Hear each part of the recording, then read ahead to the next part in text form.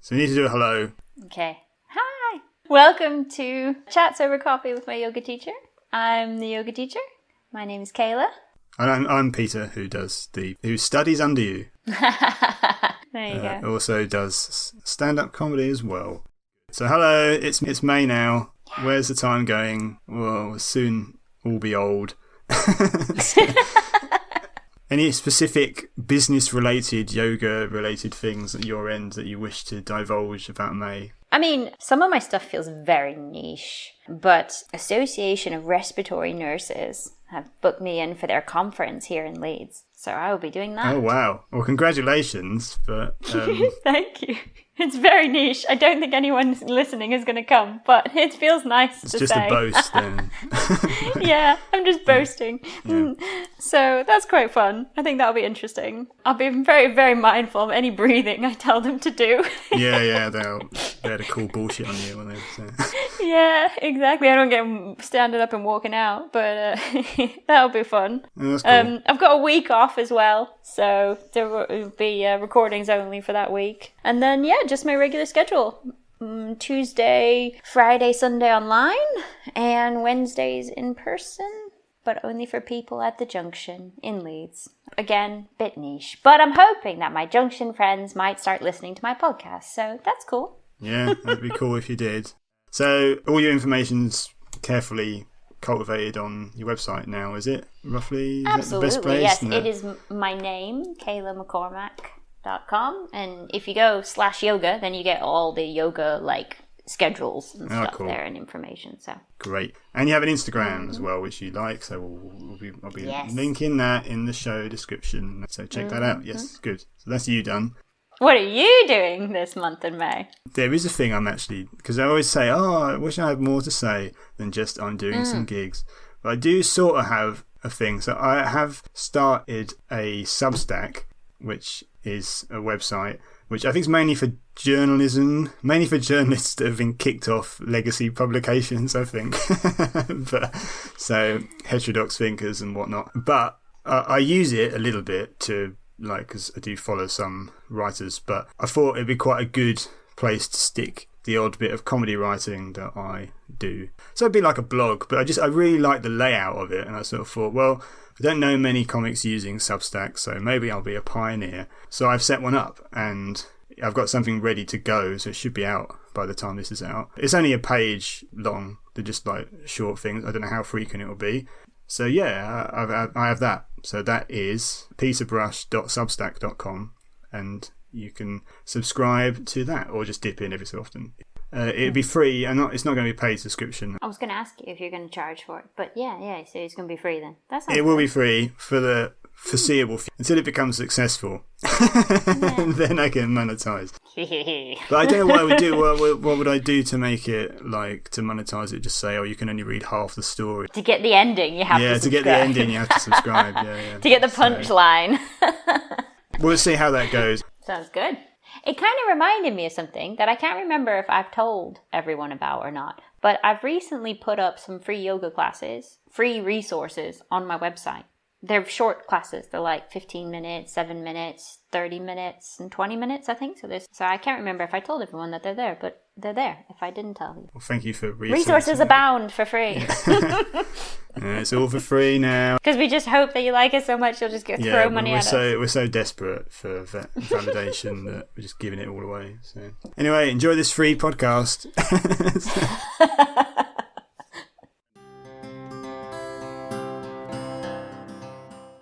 How are you today? Yeah, fine.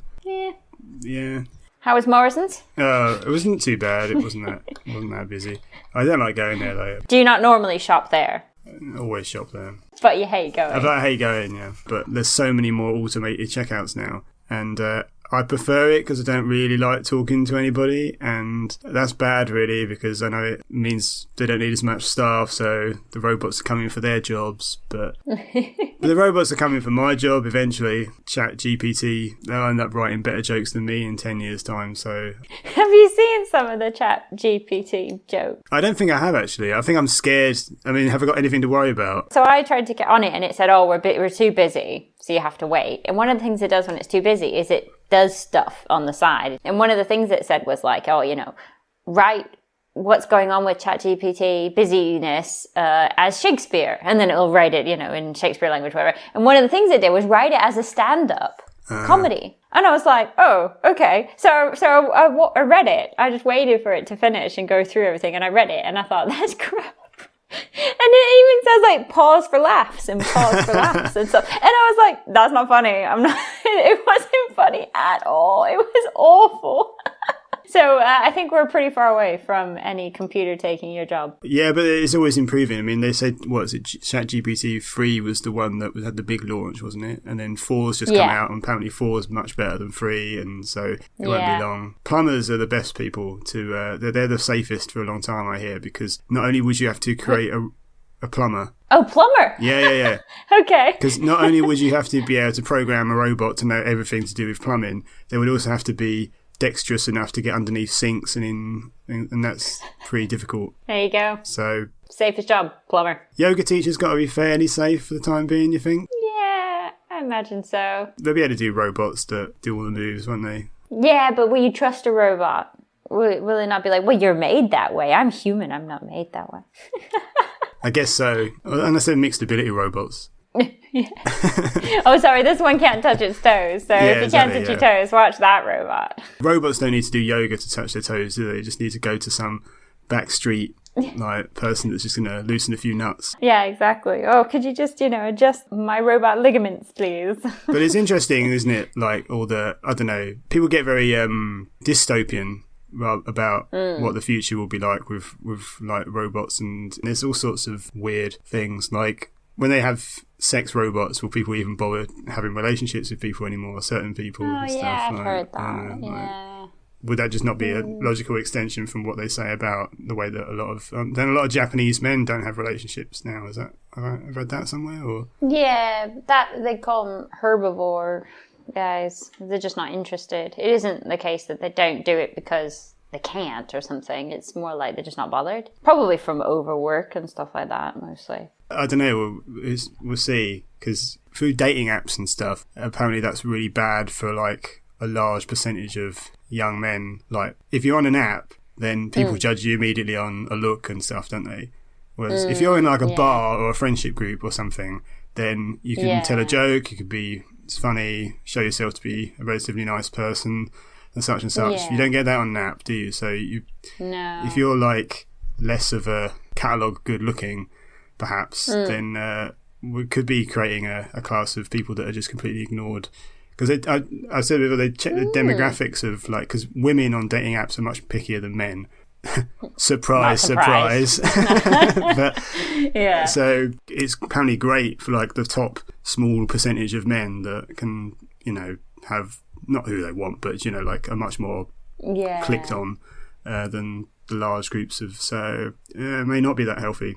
I don't know if sex robots are going to be a solace for these people, but that's grim. Because also, if you have a robot, then they're programmed to like you. You don't need to make an actual effort to compromise or do anything. I don't know. I just think like with other things, I think it'll pretty much always be a split of people where it's like some people find that's fine and it's like a healthy way to express yourself or something if you don't have a partner. Is it? And other people are going to be like, well, it's really horrible and it should just be, natural and not with other things and stuff, but I don't know. People make those arguments about prostitution though, don't they? They say, some men that can't get anything need to have, but I don't know, as if that's not an exploitative industry, and I don't know.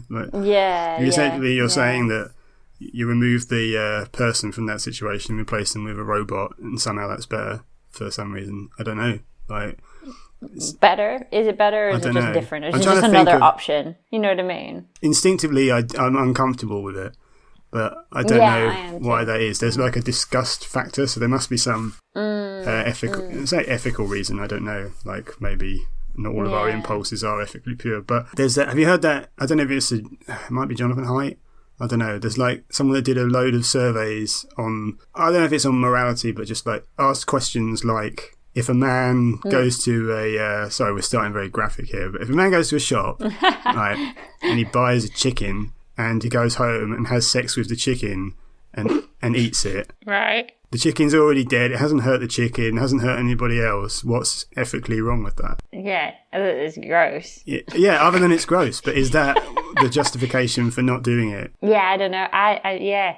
Grimace face, because I don't know how to reply to that. So I think the breakdown of people that respond to whether that is something that you should be able to do or not is broken down often like, if you're of a liberal mindset, you can't really find any justification for it. But if you're more of a conservative mindset, where you would say that there's something wrong with it because your disgust element tells you that it's not natural or something like that. But it's interesting because I don't have an answer to why you can't have sex with a dead chicken. But if you wanted to, like, I don't know, talk about the more like mental side of it, it's like surely there's a point where you need to have a healthy relationship with that side of you. So like obviously, you know, having a relationship with a human is kind of a, you know, we might say natural or whatever, but I mean like your relationship with yourself and your sexual behaviors has to be quite natural.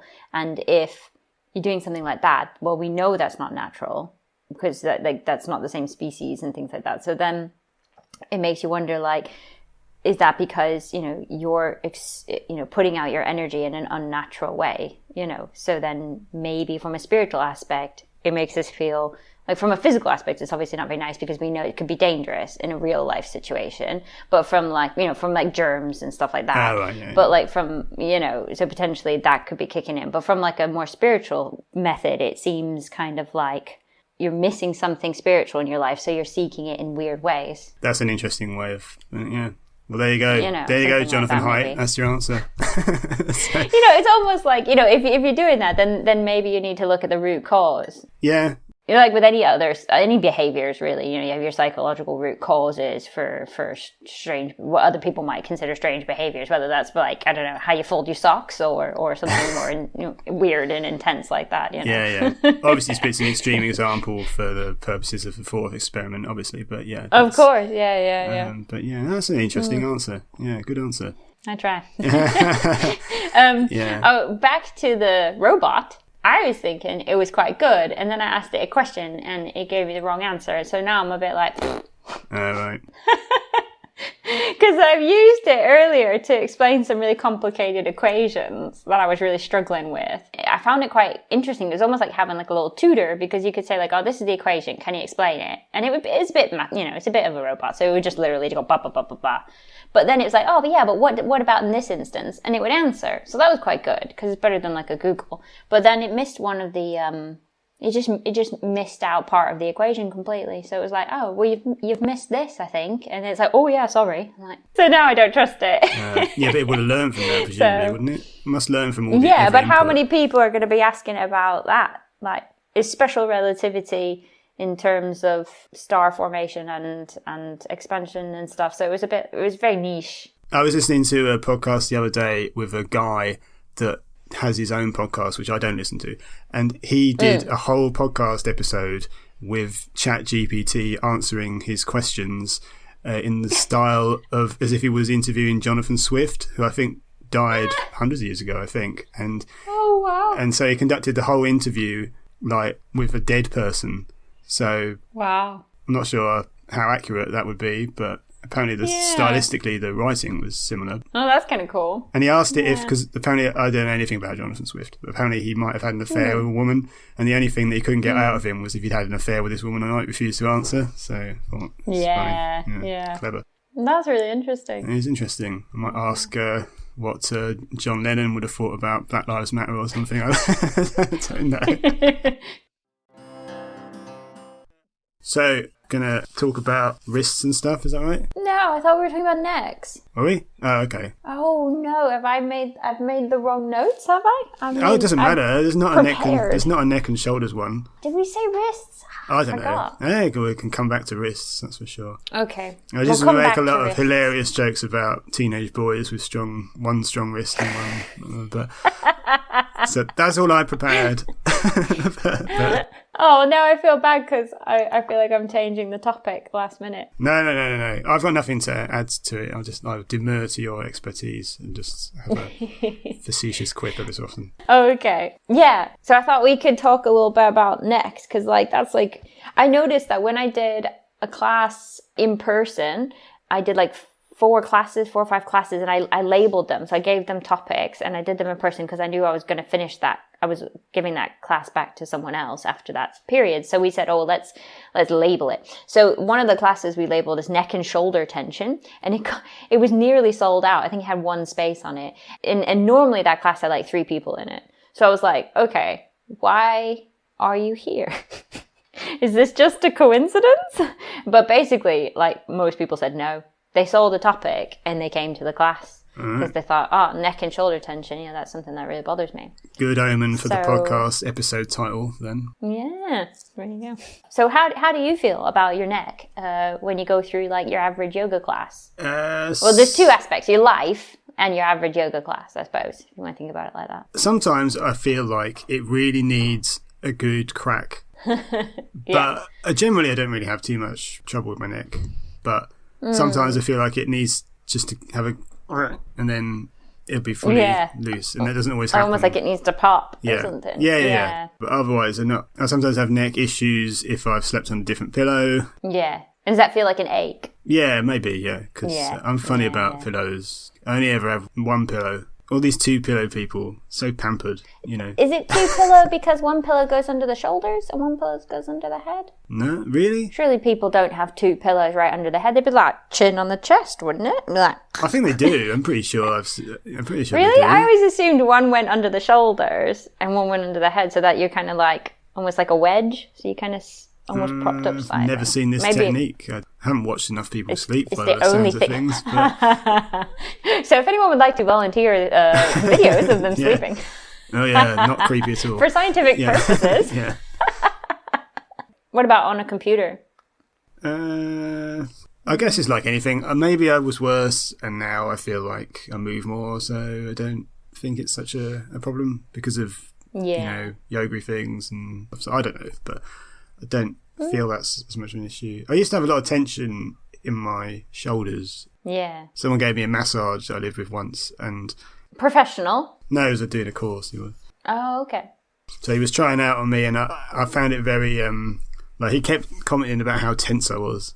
Did that make you more tense? I didn't enjoy it, because it was... I found massages really uncomfortable. I don't know, I feel too sensitive. Like the touching? Yeah. Or the pressing. You mean like it actually hurts? Yeah, the pressing and stuff, yeah. I don't know if... Yeah. Maybe it's doing it too hard, I don't know. But maybe I was genuinely too tense to really relax into it and stuff. I don't know. Maybe I need to have a barrier broken. Maybe you need a set of them, a set of 10, a couple a week or something, and get used to it. It's probably like whiskey, isn't it? Oh? Well, no, because whiskey tastes horrible, isn't it? But I think... Yeah.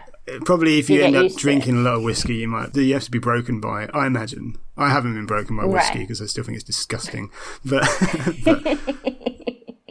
it's like when you're a kid, when you first drink beer, it's just horrible. You have to... I don't think you like it, do you? I think you have to learn to like it. It just kind of reminded me of bread. It was like drinking bread. But I suppose that was the yeasty smell I was smelling or something. But it was like... Now I'm a bit... I wouldn't have a beer. But if someone said oh, try this. It has a really unique flavor. And it was a beer. I would try it. I'm not weird. But I don't drink beer. So if you drink, then what do you drink? I know you don't drink much, but if you do drink... No, I don't. So I like rum, spiced rums, and I like mead, which is an honey alcohol. Which is from the Middle Ages. Yeah. But it's delicious, so I don't care. They always do a double take when you go to the bar and you ask for water. They're like, you want what? Nah, well, I ask for water all the time at the bar. Do you? I'm often gigging at a bar and stuff, so it's fine. No one's ever gone, come on, man up, have a... Well, that's good, because I know people who go out with people from work and then they go, oh, I'll buy everyone around, what do you want? And if you say oh, I'll just have a Coke or I'll just have a J2O, and oh, no. And you're like, don't shout no in my face, just get me a water and bug off. That's not as common. I think there's that's good. There's less drinking now. I think. Yeah, They used to be. No, probably not good for the economy, but that's great for humans. That's your ethos all in one, isn't it? Really? Not good for the economy, but great for humans. Yeah. I can put that on my headstone. Wait, So anyway, we've gone so way shoulders off course. and necks, yeah, so... So coming back to the topic. So what I kind of was thinking about is there's a few different things that kind of crop up when we start to talk about like neck and shoulders and that kind of stuff. One of the things you see quite often in like, I don't know, fitness classes and things is like the head roll or like, you know, when you tuck your chin towards your chest and then you take it to one side and then you go back and then you go to the other side and then you tuck the chin again. So you do like this full circle around with the head. Not like The Exorcist. Where... No, not that way. Like, okay, like so owl. I've written it down. We are not owls. Yeah, I wrote it down because we are not owls. So you don't want to do that. But you actually don't want to do the full circle either. So what tends to happen is like, if you can think about the neck in 4 kind of sections. So you've got like your throat, you got your left side, your right side, and the back of your neck, you know, so your spine there and stuff. And those 4 kind of main sections of the neck, they're all going to have different flexibilities. So it's very rare, or it's more common one way than the other, but it's usually more common that people don't have the exact same flexibility on all 4 sides of their neck. So when you try and do that that circle, you're going to be like, especially if you start at your most flexible point. So if say you're quite all right looking down, so you look down to start, and then you try to go left at the same amount that you've looked down, it's not going to feel very nice. It'll feel really scrunched and uncomfortable. And then you try and go back and you're throwing your head way back because same kind of thing. You're trying to get to this flexibility that you were or whatever. It's just not a very good idea and it makes it very uncomfortable. So basically the way I described it is if you were to take a pen or a pencil and put it at the very top of your head and then imagine you're going to draw a circle on the ceiling with that pencil, like you can go in a circle. There's nothing wrong with that. But if you draw a circle that's like going down onto the walls and all around you, you know, it's like a massive big circle, then it's worth just checking that you're actually comfortable with it. Because I think what tends to happen is people just mimic. So the instructor's quite happy with their neck. The instructor's quite comfortable. And they're like, oh, we'll just do a circle, you know, get your neck going. And then everyone tries to do it. And it's like, you know, and all these weird noises happen. And it's like, oh, I'm not sure that felt very good. And it's just because they're not used to it, you know. So really, I would always say semicircles. So just chin towards chest, back and forth. And then the same other way, looking up and then back and forth, kind of a little roll, rather than trying to do these full circles with the head. That's my little pet peeve, in case you didn't notice. Okay. I actually decided to look up what owls' necks look like, and they're massive. I had no idea. Like, if you get the skeleton of an owl, their neck is so long. All right. Okay. And that's how they do that. You know, it's how they turn around. So they it also is have just, this they won't have, so they'll just have more vertebrae, will they, to twist around? The vertebrae is slightly different as well. It's shaped different to allow more spin. And they also have these little pockets. Can they only do it once, or can they continually circle round and round and round? No, they can't. They can't even go 360. They can just go almost, right, and then they have to come back. So they don't actually go round and round. Yeah. But they also have these like little pockets in the skull, or right at the base, or maybe it's in the top vertebrae or something, where it holds blood, so that when they turn their head and they pinch all of the blood vessels in the neck, it doesn't matter because they've got these little puddles of blood in the top. So there's another reason we don't have little puddles of blood in our head. But that does bring me on to my next point, my next biggest pet peeve, because you see it all the time on social media especially, but even in your average class, is people putting their head all the way back. I think we have touched on this, but when you put your head all the way back, so you lift your chin up as far as it'll go towards the ceiling and you let the head just drop all the way back, like I don't have a happy neck, so I wouldn't do that anyway, but it's actually not very good for you. So your vertebral arteries can actually be damaged when you do that. And that kind of hyperextension also impairs blood flow. And that impaired blood flow increases your risk of a stroke. So it's actually a little bit like, woo, you know, when you kind of say it like that. But basically, we have these kind of on either side of the esophagus, like at the throat. You have really big arteries that come up there. But then you also have some that are in the spine. So these little ones are a little bit smaller, but they're still quite big. And they come up inside the spine. So when you throw the head really far back, it starts to pinch those and kind of impair the flow as much. So it's those ones that we're talking about, not the ones right at the front that you see in films that go, always get sliced. Not those ones. They're they're usually all right with movement. It's the ones that are in the spine that don't quite like it. And then I've also seen that kind of hyperextension in the neck could also increase the fluid pressure behind the eyes. And it also puts a lot of pressure on the discs in the neck. So usually the discs are happy to have pressure and movement, but obviously going too far and being repetitive can be quite it's just increased risk. It's all about increased risk, isn't it? And I've noticed a term that we use in like fitness is hyperextension. So kind of going too far with a joint, which is just can come from being super flexible or not having enough strength or something like that. But specifically in the neck, I've noticed when you look up hyperextension in the neck, they use it to mean whiplash. So like a forceful event. So obviously I don't mean it like that, just to clarify. I don't mean whiplash. I do actually just mean like really far back in the joints. You seen that film? What film? Whiplash. Is it called Whiplash? Yeah. Yeah, about the drummer. With that guy in it. J.K. Simmons, the drum teacher. Where like basically like sort of like half torturing the guy to be better at drums. Oh dear. I don't remember that. I think the piece of music is called Whiplash. But I liked it because as an artist, in inverted commas, it's sort of about the guy sacrificing his well-being to be good at the thing, sort of. And I liked it, but I thought it was flawed, but I kind of liked it. Like I probably wouldn't watch it again. But that, I mean, if you're saying... Nothing to do with necks at all. Yeah, but like... but, sacrificing your well-being to be good at something, that does actually happen in a lot of places. Like, that happens in the yoga industry all the time, where people are trying to get into certain poses or trying to look a certain way or trying to force their body. Everybody's body is different. And, when you look up, what are the muscles of the neck and what are this? There will be exceptions, and stuff. And it's always best just to really tune in to what feels nice for you and then listen to that and making sure you don't hang out in joints. When you throw the head right back, you probably don't actually feel a stretch because you're just hanging out in the joints. The joints just do all the work and there's no muscle doing something. I think there's a bromance though, isn't there, to the idea of like sort of torturing yourself to become this like artistic figure, isn't there, I think? And sometimes maybe it's actually best not to be that person. But, there is a... there will be people who, like, obviously there are contortionists, people who that actually, that go down that route. And there are people who, obviously a lot of, like, say, Olympic athletes style people who push themselves to be able to be the best. They're such a tiny percentile of, like, the general public, aren't they? Like, people of course, yeah. And I would say that they're not healthy necessarily. I'm not saying they're unhealthy, but but what they're doing to be able to do what they do isn't necessarily something where it's like, aren't they they're going to live forever? I think a lot of sports people are like that, actually. I mean, I haven't read...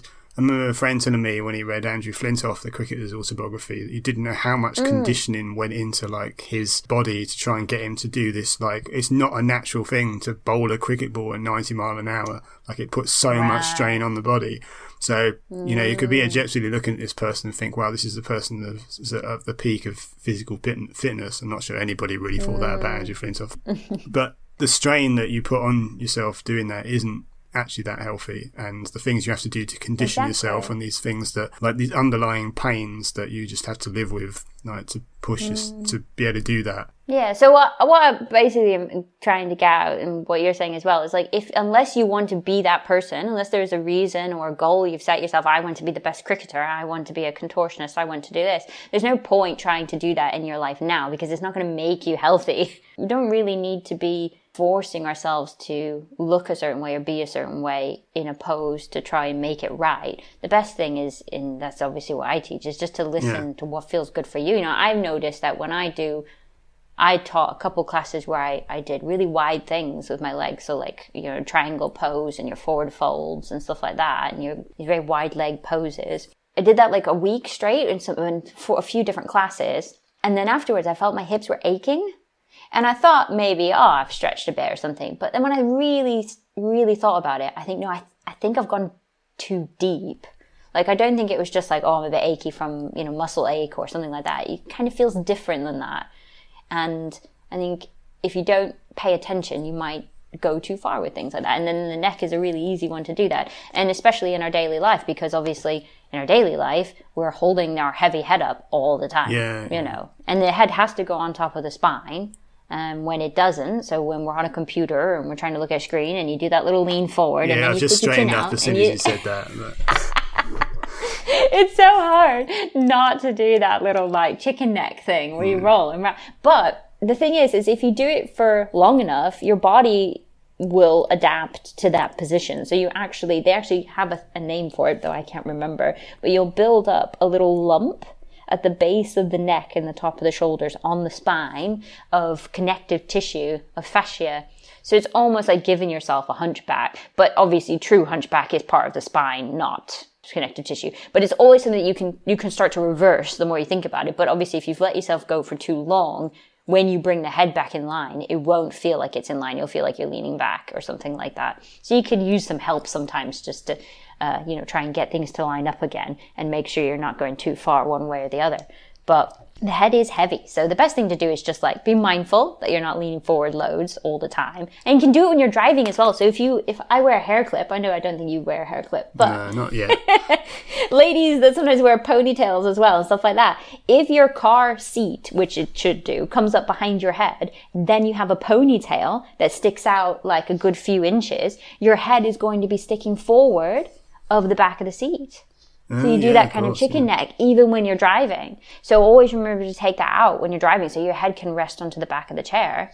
And the other thing as well is obviously in your practice, support yourself. So when we did our focus class on the head, on the neck and shoulders, throughout the class, I made a point to make sure the head was actually supported. So when you look up, interlock your fingers and support the head in the hands. When you rest in a pose, especially if you're resting down, make sure the head is on something. So if you don't feel like you can get your head to the floor, use a block. Today in our fat class, I used tennis balls right at the top of the neck. Just 2 tennis balls right on either side, right at the top of the shoulders between at the sides of the neck. And that's really nice. That's one of my favorite things to do. And you just kind of tuck them in under the skin and then they stay. Well, you have to kind of do one side at a time then. So that's my tips. You do that thing, is it the magic neck thing? Oh, yeah. I like doing that. It does feel, I don't know, it's just cool, isn't it? It's good, isn't it? Yeah. I always thought when I did that, I'm always like, did it work? Did people think I'm crazy? No, it does work. work. Do they think, what are you talking about? It Definitely does work works, though, doesn't it? I mean, obviously not explained what I'm talking about here. I don't think I could explain it on a podcast. You might have to go find it on something, on my social media or something. So if you turn your head to the side, your neck would only go a certain distance before. Yeah, so if you're not forceful, and you turn your head, you can probably see something. So you usually find the corner of something, a window or something like that, line your nose up with something. And then you can do this trick with your arms, where you stack your arms, you do a little stretch, and then you look back. And the neck goes further, yeah. And it goes further. Yeah. Exactly. It does work, I can verify. And it's really cool because I feel like that emphasizes the subtle aspect of what we're really trying to get at when we do our yoga practice, is that gentle, little tweaks that make a really big difference later. So if an owl did that, it would be able to go 360 then, would it? There you go. Yeah. Can you imagine the little owl with his little wings doing the to and fro? It's quite cute, isn't it? Just a little tawny owl. Yeah. So the answer is basically do yoga, isn't it? That's always the answer. Yeah. Yeah, do yoga in a safe and comfortable way. With a qualified teacher. Yeah. You're an experienced yoga teacher now as well. I really like, that's all on you, you're like whatever your signatures now, isn't it? Like experienced yoga teacher, because you've, obviously, congratulations, but also I do think it's quite funny. It's almost like, I'm actually experienced, unlike the other like. I know. Well, I suppose everyone's going to have a point where they're brand new to teaching, so they don't really know. You were teaching recently before you were designated experienced, weren't you? So yeah, but what I mean is you can be a yoga teacher, and then when you've been teaching for over 4 years, then in 2,000 hours, then you can be experienced yoga teacher. So apparently you have to spend 4 years and 2,000 hours, and then you can say you're experienced. Who is it that said that thing? 10,000 hours. Oh yeah, who said that? I'm going to type that in. That's a famous thing. Yeah, it's a thing, isn't it? We've mastered something. Malcolm Gladwell, that's it. Oh, yeah. 10,000 hours to become the master of a skill. I wonder how long it would take me to do 10,000 hours of teaching yoga. I don't know. How much? Let's get a calculator up. How many hours a week do you do? Oh, well, I used to do 10, but now I tend to do like 5, really. Okay. So 10,000 hours. Just teaching, obviously, not the other stuff that comes with running a business. Well, should we say 7? You do 7 hours. Yeah, okay. We'll go for 7. Bloody hell, I don't think I've done this. We'll have to divide 7 by 10,000 and then times it by... No, hang on. No, 10,000 divided by 7, yeah? And that's how many weeks? No, that's how many hours a week you do. No, because you're changing the hours into weeks. So you've got 10,000 hours. Right. Oh, and yeah. You're dividing that by 7 hours a week. Okay, and you've got 1,428 weeks. But then there's, 52 weeks in a year? Yeah. So probably less than that because obviously I'll have annual leave at some point. So am I dividing that by 52 then? So then it's 27 years. Or 27 and a half. Oh, there you go then. Yeah. So at 7, and that's if you do 7 hours every single week, consistency as well. Well, some weeks you do 10, though. You said you used to do 10. Yeah. So you've got that in the bank, haven't you? Yeah. What? You've only got to do another 17 years, is that right? Something, yeah. Well, no, this July I'll be teaching for 8 years. But you did yoga before that. 20 years. Yes, but I didn't teach it, so yeah, but in terms of mastering the thing, you'd still be practicing the thing, wouldn't you? So what are you mastering, yoga or teaching yoga? I would say yoga, but... Okay, then I've got about, 15 years or so. I've still got a bit of time before getting... I write down how many gigs I've done ever, so... Oh, yeah. I've done 2,327 gigs, but they're not all the same length. Some of those are 5 minutes. And they're not all an hour, are they? They'll be like... Some of those will be an hour, some will be 5 minutes, so... Yeah. Which is fine, obviously, but like... Nowhere near 1,000 hours then, are you? Not even 10,000 gigs, so yeah, I've got a long, long way to go there. But then, I've put a lot of effort into being funny over the years outside of the stage, so, it's a discipline. Yeah. Well, it's a discipline, or it's like me being a childish idiot in situations which don't warrant it often, but, it's still an arbitrary amount, 10,000, isn't it? That just sounds like a good... Yeah. It's weird that is exactly the same number of steps that they decided you to do, isn't it? I was actually just thinking about the 10,000 steps as well. That is an arbitrary amount that I think it's a Japanese guy come up with when he was trying to sell Fitbits or something. What, the steps? Yeah, it's just I didn't know that. They just decided 10,000 sounded good. They just decided you can get halfway across Tokyo in 10,000 steps. Yeah, maybe, yeah. There you go. Right, should we wrap that up then, shall we? Yeah, I think so. I think we covered quite a bit. No, I think it's all right. Just quickly say thanks for listening. Should we just say thanks for listening? Thanks for listening. Thank you for listening. I hope you enjoyed it. Please let us know. Get in touch if you have any questions, any topics you want us to talk about, any opinions you want to share. Please do let us know. And do that via websites and social media things, which are linked below. So Instagram and both of our individual websites, which you can find in the show description. Yes. And back next month to maybe do wrists. Yes. We'll talk about wrists. I'll make a note. This time I won't forget. Let's not guarantee it'll be wrists. Have a bit of mystery to it, Oh, okay. Like it could be wrists, but tune in to see. Ooh. Yeah.